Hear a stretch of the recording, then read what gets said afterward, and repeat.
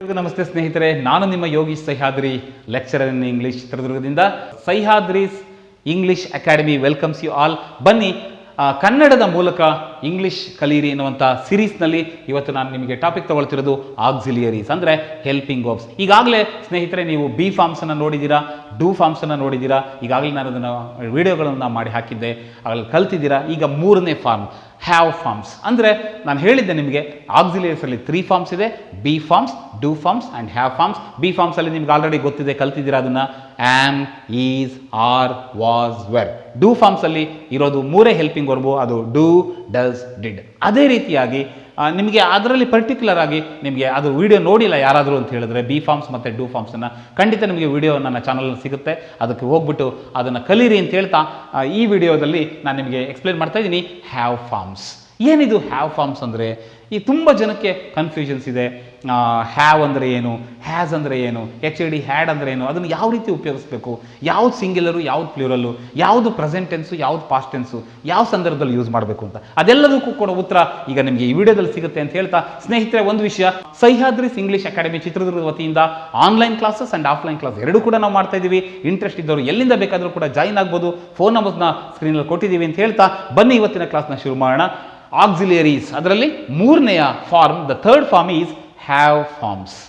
ಅದರಲ್ಲಿ ಮೊದಲನೇದು ನೋಡಿ ಯಾವ್ಯಾವುದು: HAVE have, HAS has, HAD had. ಈ HAVE ಹ್ಯಾವ್ನ ಪ್ರೆಸೆಂಟ್ ಮಾಡುವಾಗ ಆದಷ್ಟು ಫಾಸ್ಟ್ ಸೌಂಡನ್ನು ಲಾಸ್ಟಲ್ಲಿ ನೀವು ಕೊಡಬೇಕಾಗುತ್ತೆ. HAVE ಹ್ಯಾಫ್, ಹ್ಯಾಫ್ ಅಂತ ಹೇಳಬೇಕು. ಆದಷ್ಟು ಅದನ್ನು ಹ್ಯಾವ್ ಅಂತ ಹೇಳಿದ್ರು ಕೂಡ ಅದೇನು ರಾಂಗ್ ಅಲ್ಲ, ಆದರೆ ಆದಷ್ಟು I have to go, I have to eat, I have to complete my work ಅಂತೇಳಿ ಈ ರೀತಿ ಆಕ್ಸೆಂಟನ್ನು ನೀವು ತರಬೇಕಾಗುತ್ತೆ. ವಿ ಇಂದ ಎಂಡಪ್ ಆಗುವಂಥ ಮೋಸ್ಟ್ ಆಫ್ ದ ವರ್ಡ್ಸ್ಗಳಿಗೆ ಇಂಗ್ಲೀಷ್ನಲ್ಲಿ ಫಾಸ್ಟ್ ಸೌಂಡನ್ನು ಕೊಡಬೇಕು. ಸೊ ಬನ್ನಿ ಸ್ನೇಹಿತರೆ, ಹ್ಯಾವ್ ಫಾರ್ಮ್ಸ್ ಯಾವ್ಯಾವುದು ಅಂತ ಗೊತ್ತಾಯ್ತು ನಿಮಗೆ: ಹ್ಯಾವ್, ಹ್ಯಾಸ್ ಆ್ಯಂಡ್ ಹ್ಯಾಡ್. ಇದರಲ್ಲಿ ಪ್ಲೂರಲ್ ಯಾವುದು, ಸಿಂಗ್ಯುಲರ್ ಯಾವುದು? Look at this.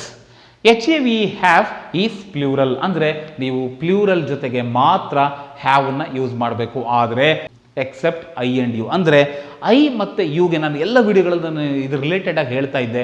ಐ ಮತ್ತು ಯು ಅನ್ನೋ ಸಬ್ಜೆಕ್ಟ್ಗಳಿಗೆ ಇಂಗ್ಲೀಷಲ್ಲಿ ಸೆಪರೇಟ್ ರೂಲ್ಸ್ ಇದೆ, ಅವುಗಳು ಕಾಮನ್ ರೂಲ್ಸ್ಗಳು, ಇವು ಎರಡಕ್ಕೂ ಕೂಡ ಅಪ್ಲೈ ಆಗೋದಿಲ್ಲ. ಸೊ ಹಾಗಾಗಿ HAVE ಹ್ಯಾವ್ ಅನ್ನೋದು ಪ್ಲೂರಲ್ ಆದರೂ ಕೂಡ ಬೇರೆ ಎಲ್ಲಕ್ಕೂ ಕೂಡ ನಾವು ಪ್ಲೂರಲ್ ಯೂಸ್ ಮಾಡ್ತೀವಿ ಸೆಂಟೆನ್ಸಲ್ಲಿ. ಆದರೆ ಐ ಮತ್ತು ಯು ಅನ್ನೋದಕ್ಕೆ ನಾವು ಈ ರೂಲ್ಸ್ ಅಪ್ಲೈ ಮಾಡೋಕ್ಕಾಗಲ್ಲ. ಐ ಹ್ಯಾವ್ ಅಂತೇಳಿ ಬರುತ್ತೆ, ಯೂಸ್ ಮಾಡಬೇಕಾಗುತ್ತೆ. ಯಾಕೆಂದರೆ ಐ ಮತ್ತು ಯು ಅದು ಹ್ಯಾವ್ ಜೊತೆ ಸೆಂಟೆನ್ಸಲ್ಲಿ ಯೂಸ್ ಮಾಡ್ಬೋದು. ಅದು HAS ಹ್ಯಾಸ್ ಅನ್ನೋದು ಸಿಂಗ್ಯುಲರ್ ಆದರೂ ಕೂಡ ಐ ಮತ್ತು ಯು ಜೊತೆ ಯೂಸ್ ಮಾಡೋಕ್ಕಾಗಲ್ಲ. ಹಾಗಾಗಿ ಇನ್ನು ಮಿಕ್ಕಿದ ಎಲ್ಲವೂ ಕೂಡ ಪ್ಲೂರಲಲ್ಲಿ ನೀವು ಯೂಸ್ ಮಾಡ್ಬೋದು. ಹೇಗೆ ಸೆಂಟೆನ್ಸ್ಗಳನ್ನು ಮಾಡ್ಬೋದು ನೋಡ್ಕೊಳ್ಳಿ. ಕೆಲವರು ಬರ್ಕೊಳ್ತಾ ಇದ್ರೆ ದಯಮಾಡಿ ಬರ್ಕೊಳ್ಳಿ ಅಂತ ಹೇಳ್ತಾ, my friends have gone to Mysore, my students have done their homework, the children have played in the field. So ಈ ರೀತಿ ನೀವು ಸೆಂಟೆನ್ಸಸ್ಗಳನ್ನು ಮಾಡ್ಬೋದು.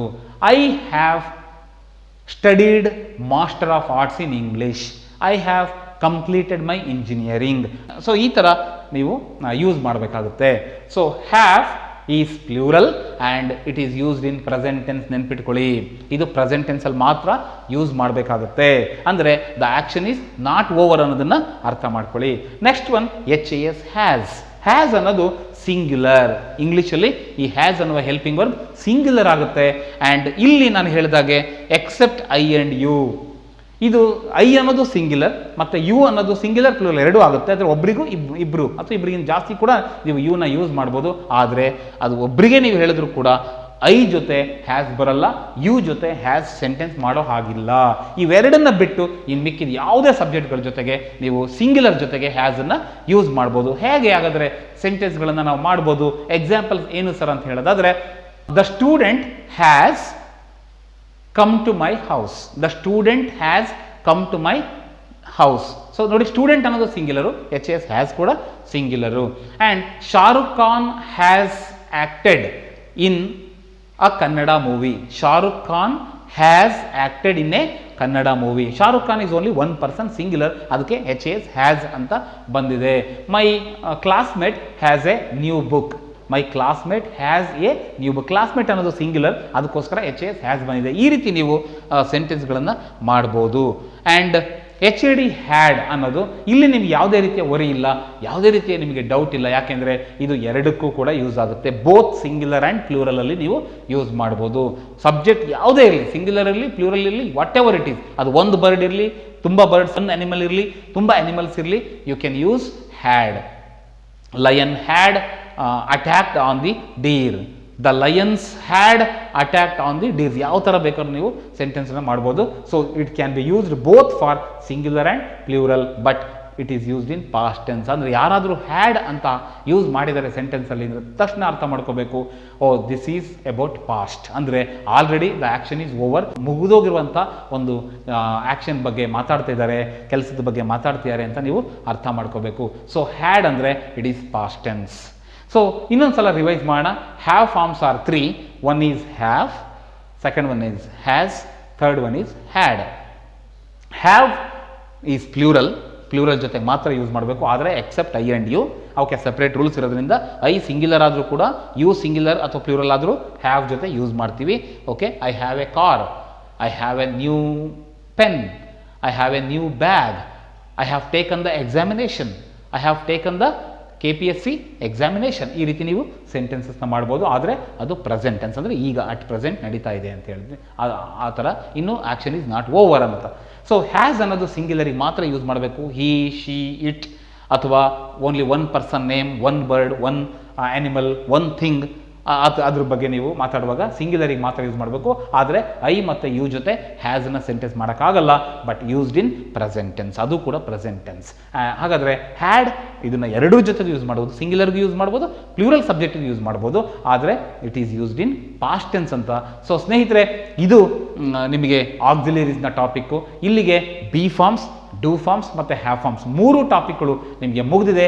ನೀವು ಯಾರಾದರೂ ಕೂಡ ಬಿ ಫಾರ್ಮ್ಸ್ ಅಥವಾ ಡೂ ಫಾರ್ಮ್ಸ್ ನೋಡಿಲ್ಲ ಅಂದರೆ ನಮ್ಮ ಚಾನಲ್ಗೆ ವಿಸಿಟ್ ಮಾಡಿ, ಖಂಡಿತ ನಿಮಗೆ ಆ ವಿಡಿಯೋಗಳು ಸಿಗುತ್ತೆ, ನೋಡಿ ಅಂತ ಹೇಳ್ತಾ, ನಿಮಗೇನಾದರೂ ಇಂಗ್ಲೀಷ್ನಲ್ಲಿ ಯಾವುದೇ ಒಂದು ಟಾಪಿಕ್ ಆಗಿರ್ಬೋದು ಅಥವಾ ಯಾವುದೇ ಒಂದು ಕನ್ಫ್ಯೂಷನ್, ಡೌಟ್ ಏನೇ ಇದ್ದರೂ ಕೂಡ ನೀವು ಕಮೆಂಟ್ ಬಾಕ್ಸಲ್ಲಿ ಹಾಕಿ, ನಾನು ಖಂಡಿತ ಅದಕ್ಕೆ ಉತ್ತರ ಕೊಡ್ತೀನಿ. ಹಾಗೆ ನಿಮಗೆ ಈ ವಿಡಿಯೋ ಇಷ್ಟ ಆಗಿದರೆ, ನಿಮಗೆ ಅರ್ಥ ಆಗಿದರೆ ದಯಮಾಡಿ ಎಲ್ಲರೂ ಕೂಡ ಲೈಕ್ ಮಾಡಿ, ಹಾಗೆಯೇ ಶೇರ್ ಮಾಡಿ ಅಂತ ಹೇಳ್ತಾ ನಿಮಗೆಲ್ರಿಗೂ ಕೂಡ ನಮಸ್ತೆ ಹೇಳ್ತೀನಿ.